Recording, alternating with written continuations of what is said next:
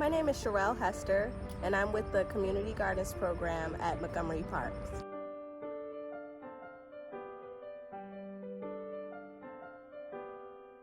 My internship has been amazing. I started in May, and I've been responsible for conducting inspections and interacting with the community gardeners, as well as being the front line for the Parks program.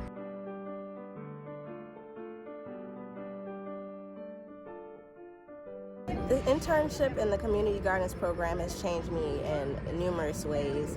I've learned so much about myself as a manager, as well as a person interacting and supporting the community. I've also learned about the structure of community gardens, which is really important to me because I would like to get into sustainable development and green community development, which would be a vital part of community gardens work.